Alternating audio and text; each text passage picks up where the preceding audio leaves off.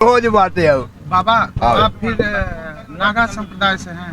हाँ, अच्छा हमारा नाम दिगंबर ओंकार गिरी है। जी। और फिर से हम आपसे जानना चाहते हैं कि इस संप्रदाय में लोग क्यों आते हैं और कब से आ सकते हैं, इसके बारे में कुछ जानकारी दीजिए। अब आप इतना हम थके हैं और हमसे ऐसा प्रश्न कर दिए बेटा, पर थोड़ी सी उसके हम- बारे में जो भी आपसे कुछ हो हाँ हाँ, हम अभी देख करके आपको उसका उत्तर हम बता दे रहे हैं। ठीक है। अपने अंदर से भाव को प्रकट करता हूँ, और अंदर से जो भाव हमारे विचारधाराओं में आ गया, उसी में हम बह लेते हैं, बह जाते हैं,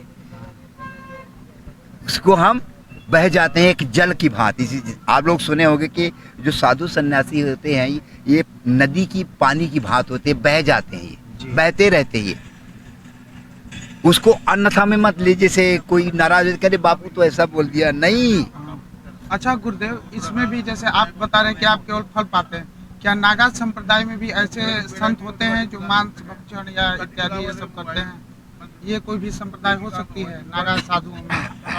हाँ होती है, हाँ? होती है। तो गुरुदेव कितने ऐसा है कि हमारा, अब आप बता ही दिए जी जी कि अगर हम सब साधु यहाँ बैठे हुए हैं जी, तो सबकी विचारधारा, सबके मानसिकता सबके अलग अलग है। तो आप एक जैसे नहीं पाओगे, अच्छा सबके अलग अलग पाओगे।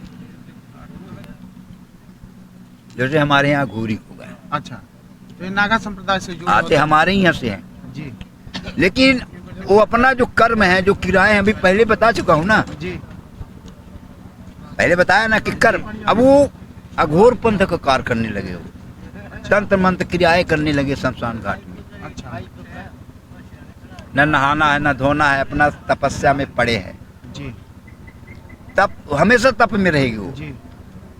तो गुरुदेव कोई दैविक शक्ति को अपना जैसे मान लेते हैं कि हमको कोई देवी वगैरह को हमको सिद्ध करना है, या कोई देवी देवता को सिद्ध करना है, वो एक अलग बात है, लेकिन उसका दुरुपयोग नहीं करना चाहिए। अच्छा उसका दुरुपयोग नहीं करना चाहिए, वो समाज के हित के लिए लगाए, वो सही है।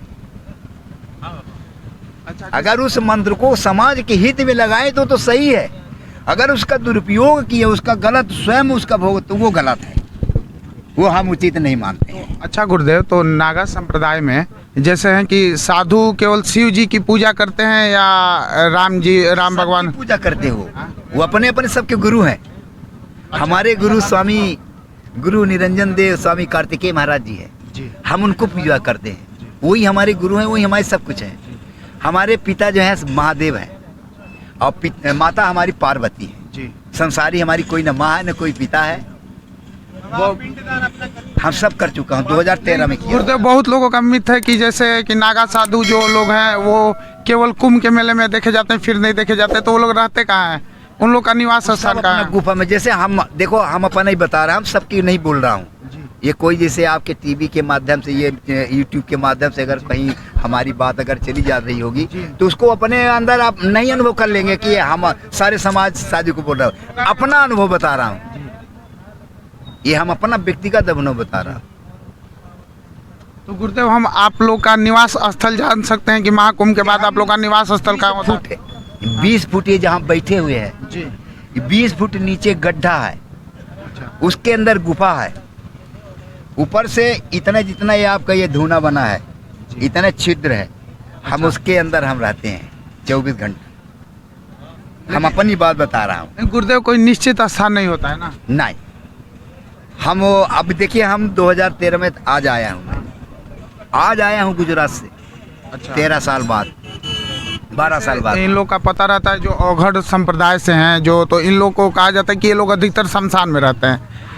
तो वैसे हम लोग जानकारी के लिए बस पूछना चाहते हैं कि आप लोग का निवास स्थल कहाँ है? अभी भी हम नहीं आपकी बात को पकड़ पा रहे हैं। आप लोग का निवास स्थल कहाँ है? किस जगह पे आप लोग रहते हैं? मान लीजिए कुंभ के बाद यदि कोई दर्शन करना चाहे तो फिर कैसे करेगा, कहाँ करेगा?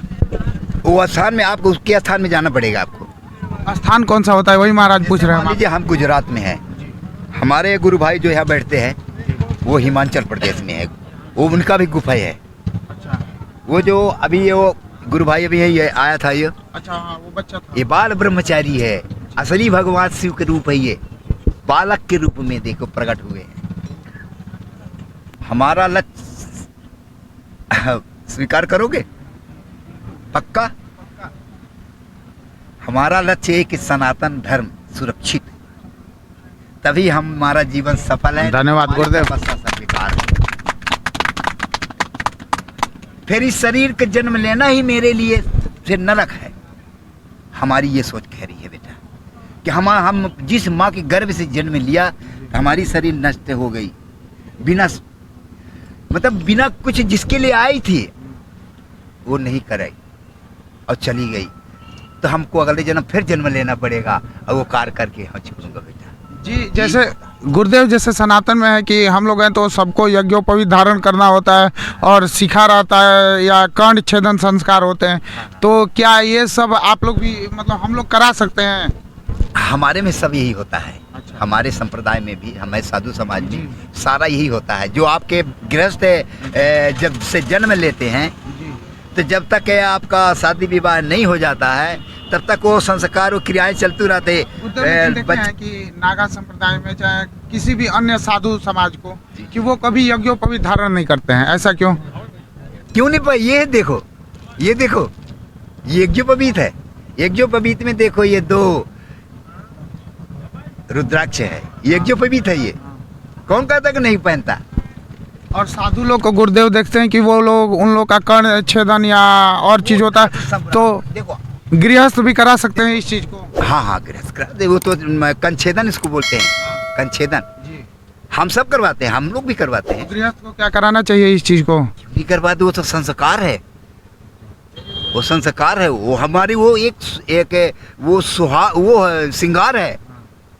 कान में हमारे बालियां जी अगर बचपन में डाल देती हैं हाँ। तो वो एक श्रृंगार बन जाता है आपका। आप किसी रोल में जाते हैं तो देखो लगाते हैं कान में, मेकअप में।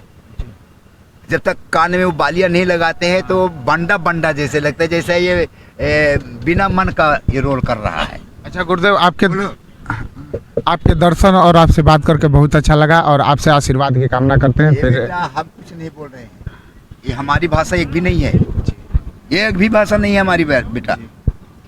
जो सत्य है सत्य है, हमारी भाषा नहीं है एक भी।